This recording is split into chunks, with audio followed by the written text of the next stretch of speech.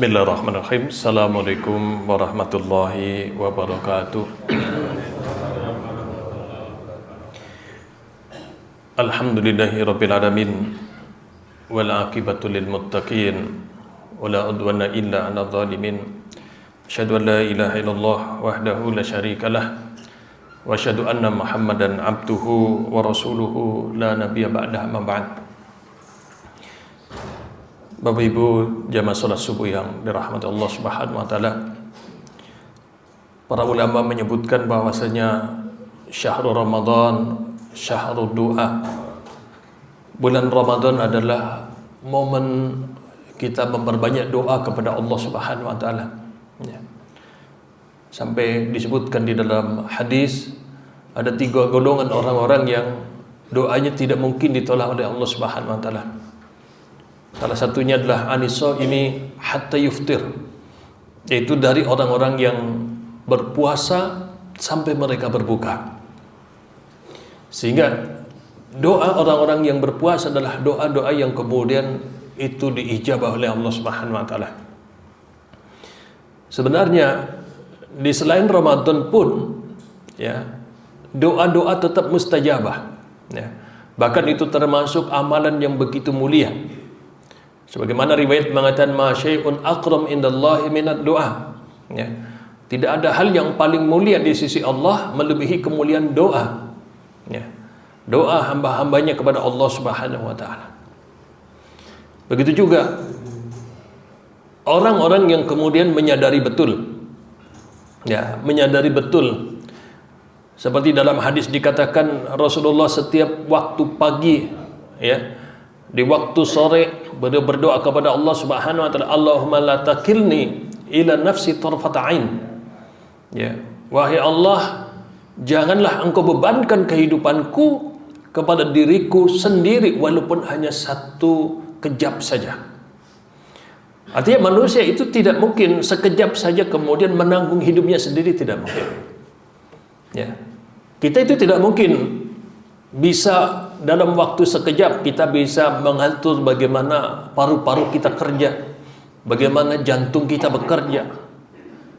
Apalagi kalau kita dalam kondisi tidur, bagaimana kita harus menjaga semuanya harus bekerja, itu sesuatu yang mustahil dan tidak bisa sama sekali. Artinya orang-orang beriman menyadari betul bahwasanya semua yang ada pada dirinya itu adalah pemberian Allah Subhanahu wa taala. Ya, sampai dia harus menanggung hidupnya sendiri semenit saja mereka tidak sanggup. Ya, mereka tidak bisa melakukan itu. Nah, sehingga apa? Ketergantungan manusia itu kepada Allah Subhanahu wa taala ketergantungan yang tidak bisa lepas sama sekali. Ya. Sehingga apa? Mereka menyadari itu sehingga kemudian mereka senantiasa berdoa kepada Allah Subhanahu wa taala. Hidup kita adalah hidup pemberian dari Allah, nyawa kita adalah nyawa dari Allah Subhanahu wa taala. Umur kita juga hanya ditentukan oleh Allah Subhanahu wa taala. Sehat kita juga betul-betul murni itu adalah sehat dari Allah Subhanahu wa taala. Rizki kita semuanya adalah dari Allah Subhanahu wa taala. Sehingga orang-orang yang kemudian tidak berdoa ataupun mereka orang-orang yang jarang berdoa kepada Allah Subhanahu wa taala, Allah katakan mereka adalah orang-orang yang menyombongkan diri. Ya, jadi orang-orang yang jarang berdoa adalah orang-orang yang menyombongkan diri. Seakan-akan mereka bisa menjalani hidup dengan sendirinya itu. Nah, itu di luar bulan Ramadan. Di bulan Ramadan Allah Subhanahu wa taala sisipkan satu ayat doa yang seakan-akan itu tidak berhubungan dengan puasa. Ya, di saat Allah jelaskan puasa dari ayat 183 Al-Baqarah sampai 187, Allah sebutkan di ayat 186 Allah berfirman wa idza sa'alaka ibadi anni fa inni qarib ujibu da'watad da'i idza da'an falyastajibu li wal yu'minu bi la'allahum yarshudun. Ayat ini redaksinya itu nggak ada hubungannya dengan Ramadan, nggak ada hubungannya dengan puasa, tapi itu masuk dalam ayat puasa. Yaitu jika hamba-hambaku bertanya tentang aku, maka sesungguhnya saya dekat. Saya mengijabah doa-doa mereka jika mereka berdoa kepada Allah Subhanahu wa taala. Maka penuhilah seruan-seruan Allah dan berimanlah kepada Allah agar kalian mendapatkan petunjuk dari Allah SWT.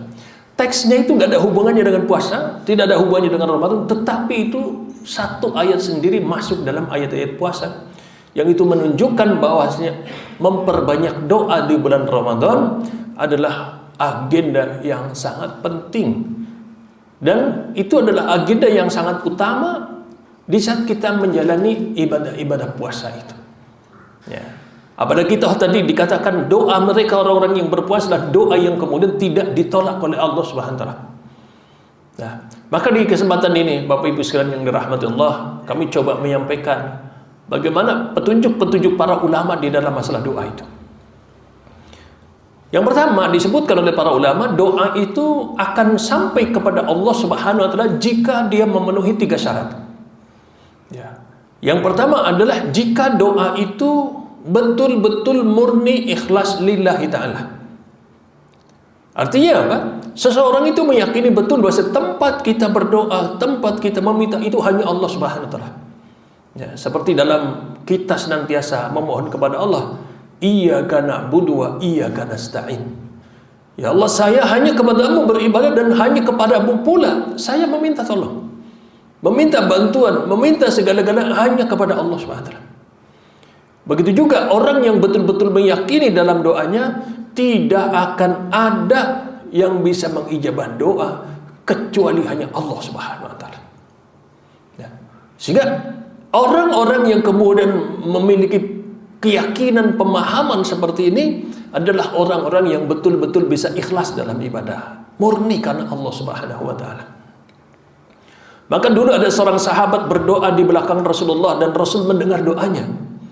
Orang ini mengatakan, Allahumma inni as'aluka bi anni asyhadu annaka antallahul ahadus samad alladzi lam yalid wa lam yulad wa lam yakul lahu kufuwan ahad. Maka Nabi terkejut, ada seorang sahabat berdoa seperti ini.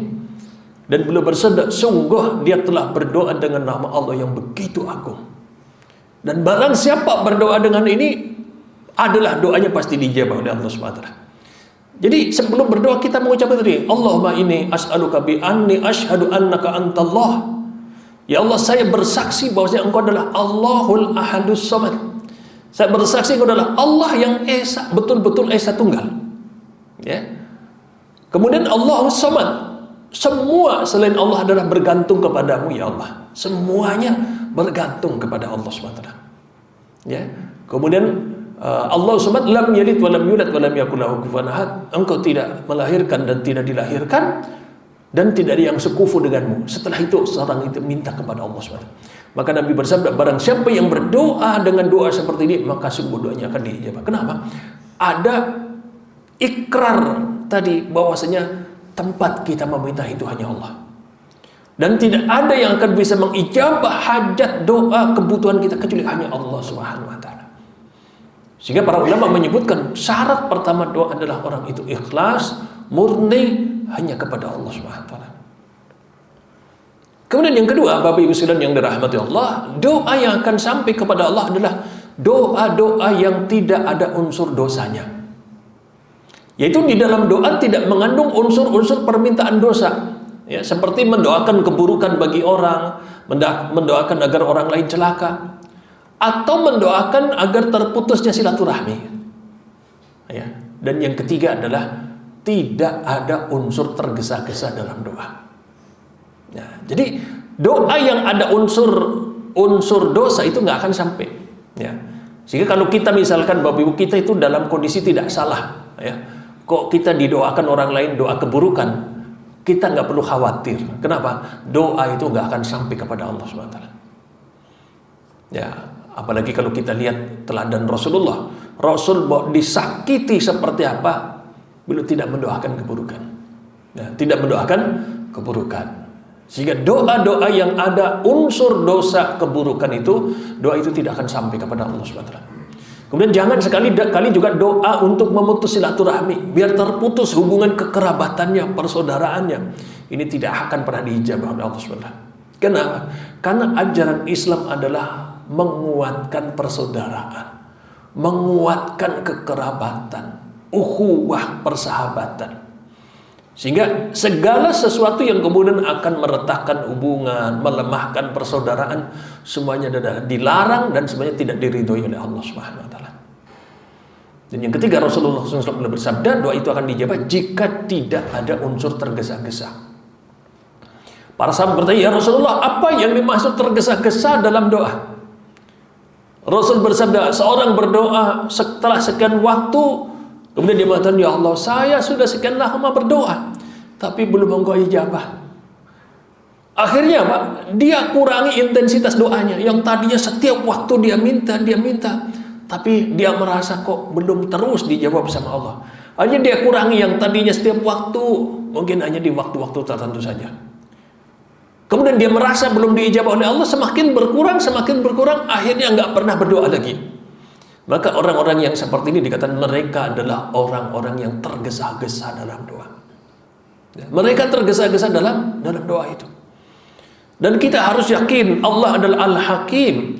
Allah adalah zat yang penuh hikmah bijaksana. Dan tidaklah Allah mengijabah doa kecuali adalah di waktu yang paling pas untuk seorang hamba itu. Ya, paling pas untuk seorang hamba. Ya. Saya ada kenalan orang yang dia sudah 12 tahun menikah, Bapak Ibu. 12 tahun menikah. Dalam perjalanan rumah tangganya cuma bertengkar saja. Sampai ibunya saja bosan. Saudaranya bosan. Semua curhat ke saya, Ustaz, gimana caranya? Udah suruh cerai saja, Ustaz. Ya. Aja kemudian saya temui. Saya tanya jujur, kamu sebenarnya masih seneng gak sama istrimu? Saya masih seneng, Ustaz.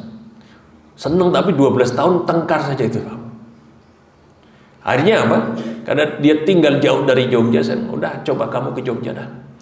Coba evaluasi diri, coba perbaiki diri. Ya, coba belajar agama yang baik. Ya, subhanallah. Setelah 3 tahun di Jogja, ya kemarin buka bersama ketemu. Ya, ketemu, nyampaikan di samping saya, Ustaz, alhamdulillah istri saya hamil. Istri saya hamil. Saya bilang, hamil dari mana? Kamu kan jauh-jauhan dari istrimu. Dia tinggal di perbatasan Jawa Barat, satunya di Jogja. Ternyata apa? Ternyata istrinya kalau setiap weekend libur ke Jogja. Ya, ke Jogja. Dan dia ceritakan, alhamdulillah, sekarang anaknya ini baik, sholatnya terjaga, ibadahnya terjaga. Ternyata subhanallah istrinya juga begitu. Ya, agamanya terjaga. Dan setelah suami istri ini baik, rumah tangganya bagus, saling ibadahnya bagus, baru Allah kasih keturunan. Kenapa? Karena saya nggak bayangkan, Bapak Ibu, suami istri yang selalu bertengkar nggak pernah cocok. Kalau dikasih keturunan, apa yang terjadi pada keturunannya? Kasihan kan itu. Kenapa? Dia akan tumbuh menyaksikan ketidakakuran, percekcokan, permasalahan orang tuanya itu. Tapi setelah kemudian Allah perbaiki kehidupan mereka, kehidupan yang lebih dalam, kehidupan yang sudah sesuai, baru kemudian Allah kasih keturunan di situ. Mungkin sebagian orang nggak akan sabar, ya Allah, 12 tahun menikah, kemudian belum dikasih keturunan, mungkin orang itu nggak sabar. Tetapi disitulah bagaimana seseorang itu kemudian memantaskan diri untuk mendapatkan nikmat Allah, secepat itu pula seseorang akan diberikan oleh Allah Subhanahu wa taala. Sehingga Bapak Ibu sekalian yang dirahmati Allah, di saat doa-doa kita itu mungkin belum terijabah, yang harus kita evaluasi adalah diri kita. Kita sudah pantas belum mendapatkan hadiah nikmat tersebut yang kita mintakan kepada Allah Subhanahu wa taala itu. Sehingga apa? Kita lihat para ulama, ya orang-orang soleh, kadang mereka katakan, saya alhamdulillah diijabah oleh Allah doa saya setelah 18 tahun berdoa. 18 tahun, Bapak Ibu sekalian. Ada yang sudah sekian tahun berdoa baru Allah ijabah. Kenapa? Karena memang Allah akan memberi di mana nikmat itu betul-betul bermanfaat, membawa kebaikan kepada seorang hamba itu. Sehingga apa? Jangan pernah kita tergesa-gesa menginginkan doa kita langsung diijabah. Apalagi naudzubillah sampai kita berputus asa, merasa kayaknya doa saya nggak akan dijabah oleh Allah SWT. Nah ini termasuk unsur dosa dalam doa, yaitu mendoakan keburukan, memutus silaturahmi, atau tergesa-gesa dalam doa itu. Dan syarat ketiga, Bapak Ibu sekalian yang dirahmati Allah, syarat ketiga adalah harus yakin orang berdoa seyakin-yakinnya doanya diijabah oleh Allah. Ya. Maka Nabi SAW dalam hadisnya beliau mengatakan, "Ud'ullah wa antum muqinuna bil ijabah." Ya. Berdoalah kepada Allah sepenuh keyakinan bahwa doa kita pasti diijabah oleh Allah SWT. Dan sungguh Allah tidak akan mengijabah doa dari seorang yang berdoa tetapi hatinya lalai, nggak tahu kemana. Sehingga walaupun seseorang mungkin di samping Ka'bah dia berdoa, atau mungkin di Multazam, mungkin di Raudhah dia berdoa, badannya ada di samping Ka'bah, tapi kalau hatinya di rumah, Nabi bersabda tidak akan diijabah doa itu. Kenapa? Ada kesungguhan yang Allah lihat bagaimana kesungguhan kita dalam meminta kepada Allah SWT. Nah, kesungguhan seseorang berdoa adalah di saat hadirnya hati di dalam doa-doa tersebut. Ya. Maka subhanallah, sungguh beruntung Bapak Ibu sekalian yang Allah berikan ujian kepada seorang hamba. Dia diberikan ujian, setelah itu dia sabar dan bisa melewati masa-masa ujian berat. Kemudian dia lepas dari ujian tersebut.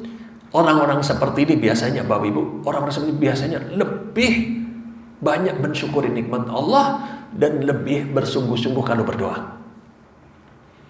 Orang kalau pernah diuji sakit lama Bapak Ibu sekalian, sakit parah, kemudian dia pernah dalam kondisi di mana dia begitu mengharapkan kesembuhan.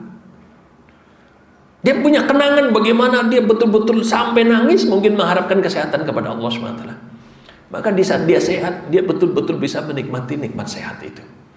Dan begitu pula dia bisa mengulang memori lagi bagaimana caranya dia meminta kesehatan kepada Allah. Ternyata kesehatan itulah nikmat yang begitu besar, luar biasa. Begitu besar. Sehingga di saat seorang hamba dia meminta kepada Allah kesehatan, dia mintanya sungguh-sungguh. Kenapa? Karena memang kesehatan itu hal yang sangat penting dalam hidupnya itu. Beda, orang kalau dia meminta sesuatu yang dia merasa tidak penting, dia nggak akan sungguh-sungguh. Tapi orang kalau dia merasa betul yang saya minta itu adalah perkara yang sangat penting, dia akan betul-betul bersungguh-sungguh itu. Ya. Orang misalkan dia meminta kepada Allah umur panjang, karena dia merasa betul tanggung jawab saya masih banyak ya Allah. Saya harus membesarkan anak-anak saya harus mengantarkan kepada dewasanya mereka, pendidikan mereka. Saya harus kerja mencari nafkah untuk mereka. Di saat dia menyadari betul pentingnya umur seperti itu, dia akan sungguh-sungguh. Karena dia nggak bayangkan, ya Allah, seandainya anak-anak saya masih kecil, saya meninggal, terus gimana nasib-nasib mereka? Sehingga dia merasa betul, ternyata umur panjang adalah hal yang sangat berarti dalam hidupnya itu. Hal yang sangat berarti dalam keluarganya itu. Sehingga di saat kemudian dia meminta kepada Allah umur panjang, dia mintanya betul-betul sungguh-sungguh itu. Sepenuh hati dia minta kepada Allah Subhanahu wa taala. Begitu juga orang yang kemudian mungkin pernah mengalami keterpurukan dalam ekonomi, kesempitan dalam hidup. Dia pernah mengalami bagaimana susahnya kehidupan. Setelah itu kemudian Allah lewatkan ujian tersebut, pertama dia akan sangat mensyukuri nikmat kelapangan. Dan begitu pula di saat dia minta bagaimana diistiqomahkan dalam kelapangan kebaikan, dia akan mintanya betul-betul sungguh-sungguh. Ya. Kenapa Bapak Ibu sekalian yang dirahmati Allah? Karena orang itu akan menyadari betapa besarnya nikmat di saat nikmat itu telah meninggalkan kita. Orang akan betul-betul merasakan nikmat sehat di saat dia sakit. Orang betul-betul akan merasakan besarnya nikmat kelapangan dia di saat dia kemudian dalam kehidupan yang penuh kesempitan, masalah bertubi-tubi dalam hidupnya. Dia akan merasakan betul kenikmatan itu.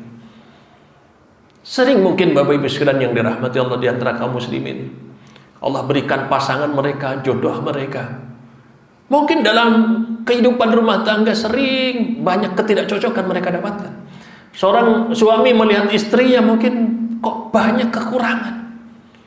Sebaliknya juga istri mungkin melihat, ya Allah, suamiku kok nggak paham-paham, suamiku kok tidak seperti yang saya harapkan.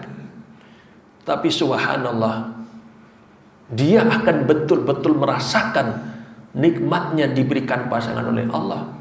Mungkin suatu saat nanti di saat pasangannya meninggal itu.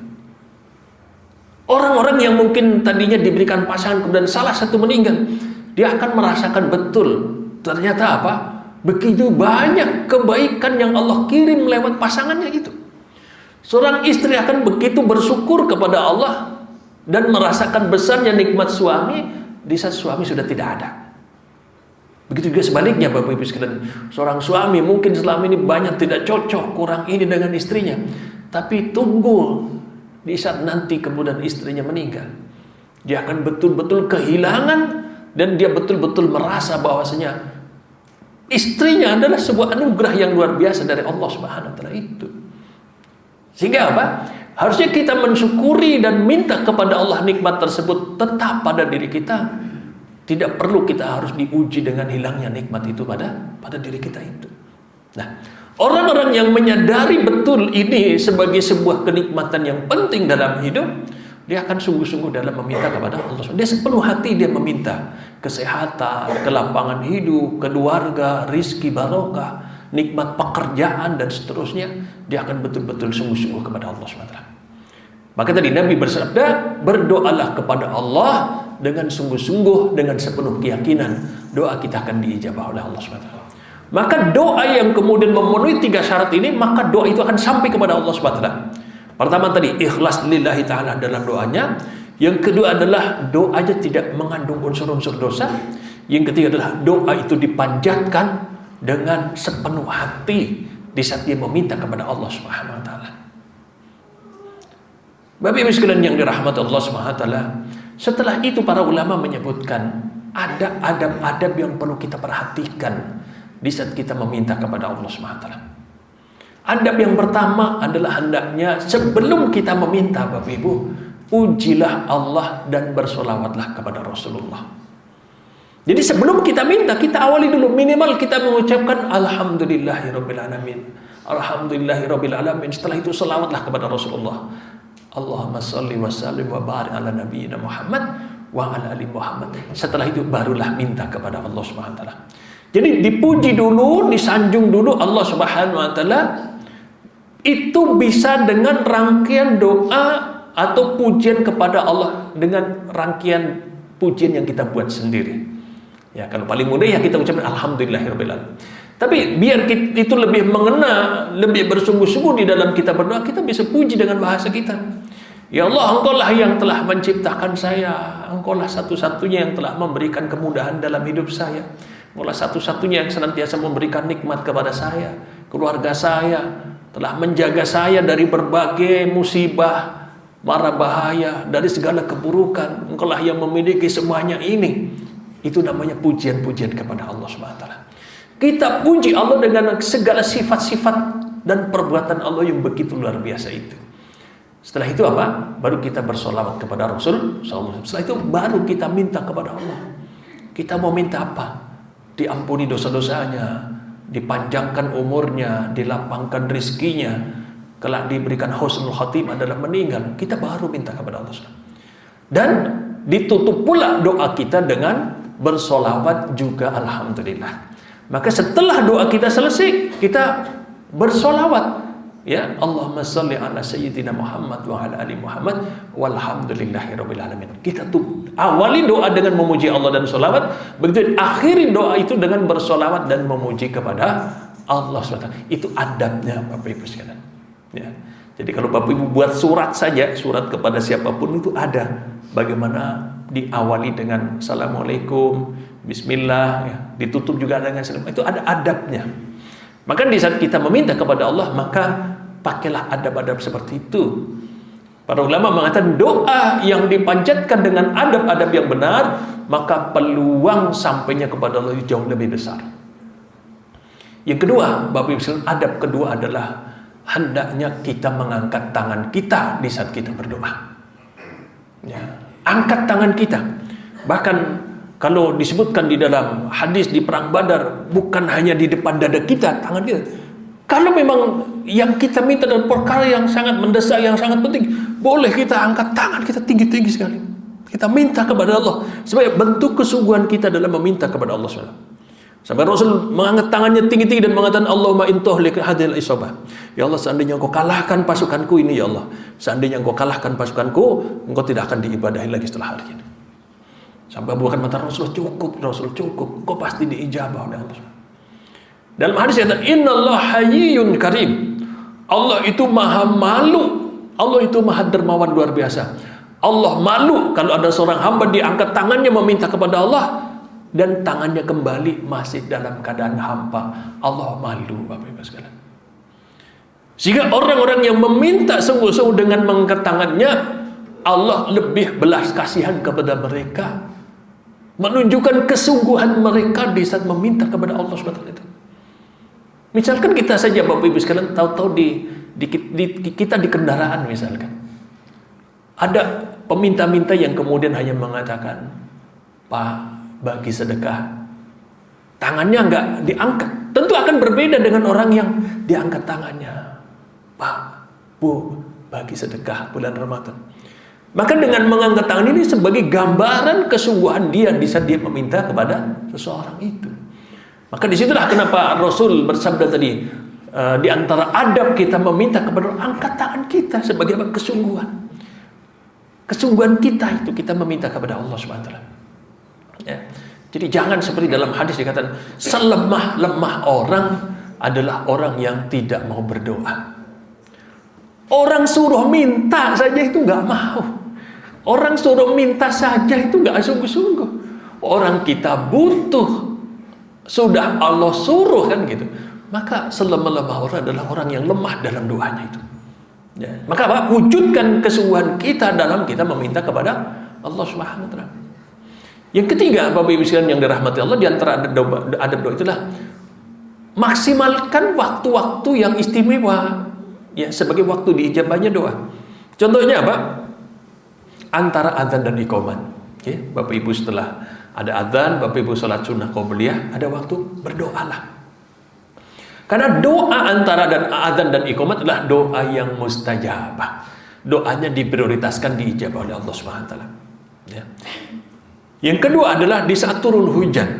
Ya, Bapak Ibu turun hujan, pertama mungkin berdoa Allahumma sayyiban nafi'an, ya Allah, jadikanlah hujan ini hujan yang membawa kemanfaatan. Bukan hujan yang membawa madarat, mara bahaya, musibah. Setelah itu baru minta kepada Allah kebaikan dunia akhirat. Minta. Kita itu hajat kita banyak sekali Bapak Ibu sekalian. Sehingga manfaatkan waktu-waktu turun hujan sebagai waktu turunnya berkah, untuk kita minta juga kepada Allah Subhanahu wa taala keberkahan dari Allah itu. Yang ketiga adalah sepertiga malam terakhir Bapak Ibu sekalian. Sepertiga malam terakhir, entah itu jam 2, jam 3, mungkin banyak ibu-ibu yang bangun duluan untuk mempersiapkan sahur, tapi apa? Jangan sia-siakan kesempatan doa di situ. Ya. Dalam hadis dikatakan Allah turun ke langit dunia, Allah berfirman, "Wa man sa'alani fa'atuhu." Siapa yang sepertiga malam terakhir dia meminta, saya kasih. Ya. Wa man yad'uni astajib lahu. Siapa yang berdoa, saya ijabah doanya. Dan barang siapa beristighfar, saya ampuni dosa-dosanya itu. Sepertiga malam terakhir. Dan dalam hadis ini Bapak Ibu tidak disebutkan, tidak harus dalam kondisi tahajud, Bapak, tidak harus. Kalau Bapak Ibu bisa tahajud, bisa qiyamul lail di waktu sepertiga malam terakhir, itu istimewa, betul-betul istimewa. Tapi seandainya belum mampu, maka tetap kita bisa berdoa di waktu-waktu itu. Berdoa, meminta, beristighfar di waktu-waktu yang terpilih di situ. Kemudian seterusnya Bapak Ibu sekalian yang dirahmati Allah adalah di saat kita berbuka. Ya, jadi di antara penjelasan para ulama, doa yang mustajab adalah anisoimi hatta yuftir. Itu doanya orang yang berpuasa sampai dia berbuka. Sampai dia berbuka maksudnya adalah di saat dia berbuka. Ya, sehingga di saat Bapak Ibu mungkin sudah makan, minum, berbuka, jangan lupakan doa di situ. Ya, kita angkat tangan kita membaca alhamdulillahirabbil alamin, Allahumma shalli wa sallim wa barik ala nabiyina Muhammad. Setelah itu mohonlah kepada Allah kebaikan dunia akhirat. Kenapa? Waktu itu adalah waktu yang sangat mustajabah.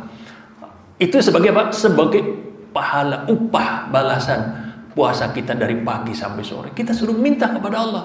Maka kita mintalah di waktu itu. Toh kita juga butuh dalam kehidupan ini, begitu banyak butuh yang kita inginkan itu. Ya.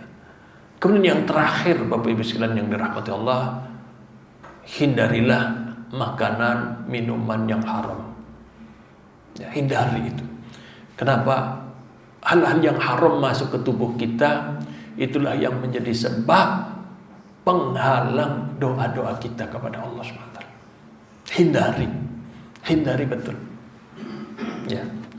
Jadi kalau kami sampaikan Bapak Ibu sekalian, seorang yang mencari nafkah dengan menghalalkan segala cara, ya. Apalagi sekarang berita korupsi ini menyedihkan luar biasa Bapak Ibu sekalian. Orang-orang seperti ini sebenarnya orangnya kejamnya luar biasa itu. Subhanallah, seorang suami yang dia menghalalkan segala cara, dia pulang membawa harta haram, itu orang kejamnya, na'udzubillah. Dia kasih makan istrinya dengan harta haram. Padahal bagaimana capeknya seorang istri, bagaimana sepenuh hati seorang istri melayani, mengatur rumah tangga, meninggalkan orang tuanya untuk berbakti kepada suaminya. Tapi begitu kejamnya suami itu memberikan nafkah haram itu. Na'udzubillah. Begitu juga dia kejam itu dengan anak-anaknya itu. Dia tumbuhkan anaknya dari daging-daging haram. Na'udzubillah. Tidak mungkin anak keturunan yang jadi soleh-soleh itu, tidak mungkin Bapak Ibu. Kenapa? Dia cekoki sesuatu yang haram itu. Ini penyakit betul. Ya, kita penyakit betul seperti ini. Apalagi orang sudah tamak rakusnya sudah, na'udzubillah. Ya, kalau kita baca berita-berita itu, gaji sudah sebesar itu, harta sudah sebanyak itu, masih tega. Ya, saya tanya Bapak Ibu yang ngisi pertama kira-kira ikhlas mboten Bapak? Ikhlas mboten? Itu orang yang makan orang yang kaya raya Bapak Ibu sekalian. Kita itu fakta kita kerja mudah atau susah Bapak? Susah. Kok mau dihapusi Pak? Apalagi kemarin minyak goreng seperti itu. Itu orang kecil loh. Kita loh Bapak Ibu yang dihapusi kita itu. Yang makan itu orang kaya raya, gajinya miliaran itu. Hartanya mungkin triliunan. Padahal apa? Kita semua makan satu piring kadang nggak habis Bapak Ibu. Buat apa kan gitu? Maka ini penjahat, betul-betul penjahat Bu. Dan tobatnya nggak akan diterima kecuali Bapak Ibu ikhlas memaafkan. Kalau Bapak Ibu tidak ikhlas memaafkan, dia tidak akan pernah diampuni oleh Allah. Maka Nabi bersabda, "Atadruna mal muflis?" Tahu kalian orang yang bangkrut di hari kiamat? Dia membawa pahala besar. Mungkin dari hartanya dia bangun masjid besar, dia berangkat umroh, berangkat haji, sedekah kepada pondok yatim dan seterusnya. Pahalanya besar sekali. Tapi coba dihitung di hadapan Allah. Allah datangkan orang-orang yang pernah diambil haknya, didolimi, disakiti. Habis dan dia kurang itu. Akhirnya apa? Ya coba misalkan korupsi harta rakyat Indonesia yang 200 berapa juta, mungkin 300 juta itu. Sanggup nggak dia bayar kepada rakyat itu di hadapan Allah? Kalau dia tidak sanggup, dia harus menanggung dosanya rakyat itu. Na'udzubillah itu. Jadi Bapak Ibu sekalian yang dirahmati Allah, kita ingat betul Rasul bersabda, "Fa'ahsinu fit thalab." Rizki kita sudah diukur oleh Allah Subhanahu wa taala. Cuma apa? Perbaiki cara mencari rizkinya. Jadi bukan kita hanya memperturutkan hawa nafsu kita, pingin banyak Bapak, tapi ingat, istri kita juga pingin diberikan harta yang halal. Anak-anak kita semua juga berhak untuk mendapatkan nafkah yang halal. Maka budaya seperti ini kita harus perangi betul. Kenapa? Merusak tatanan kehidupan. Dan kasihan anak keturunannya. Gimana doa-doa mereka nggak akan sampai kepada Allah SWT. Ya. Dan bahkan dalam hadis dikatakan, "Kullu lahmin nabat min syai'il muharram fannaru aula bih." Daging tubuh orang yang tumbuh dari makanan minuman yang haram, maka tempat kembalinya adalah neraka. Na'udzubillah itu. Kasihan betul. Maka dulu ibu-ibu sekalian yang dirahmati Allah, ibu-ibu zaman dulu itu kalau suaminya mau berangkat kerja diingatkan, "Bapak, insya Allah kalau lapar kami masih bisa tahan. Kami bisa tahan lapar. Tapi kami nggak tahan dengan api neraka. Maka carilah, bawa pulanglah harta yang halal. Bawa harta yang halal. Penting. Kenapa? Jangan sampai semuanya jadi korban itu. Semuanya jadi korban. Ya, maka Bapak Ibu sekalian, kenapa puasa ini kita puasa juga belajar kesederhanaan, belajar sematyo, semeleh dengan rezeki yang Allah berikan. Toh kita juga makan di masjid itu sudah cukup, sudah kenyang kita berbuka itu. Betul tidak Bapak? Udah kita enak itu. Kita sudah gitu aja. Sahur juga orang kita nggak perlu mewah-mewah, ternyata juga kenyang juga. Cukup juga kan gitu. Sehingga kita akan lebih tenang, lebih tentrem. Kita kumpul dengan keluarga kita juga tentrem. Di dunia sama-sama beramal, beribadah, di akhirat kelak bersama-sama juga di surga Allah SWT. Jadi semuanya perlu kita menjaga di situ. Nah, maka mari Bapak Ibu sekalian kita jaga apa yang kita makan, kita minum dipastikan halal. Ya, Allah sudah katakan makanlah dan minumlah dari hal-hal yang halal yang baik. Karena makanan yang tidak halal itu akan menjadi penghalang antara kita dengan doa-doa kita kepada Allah Subhanahu wa taala. Semoga Allah Subhanahu wa taala ya senantiasa memberikan bimbingan, petunjuk dalam kehidupan kita sehingga kita menjadi golongan orang-orang yang selamat di dunia dan di akhirat. Amin amin ya rabbal alamin. Semoga ada manfaatnya, kurang lebihnya mohon maaf. Saya cukupkan. Subhanakallahumma bihamdik asyhadu an la ilaha illa anta astaghfiruka wa atubu ilaik. Assalamualaikum warahmatullahi wabarakatuh.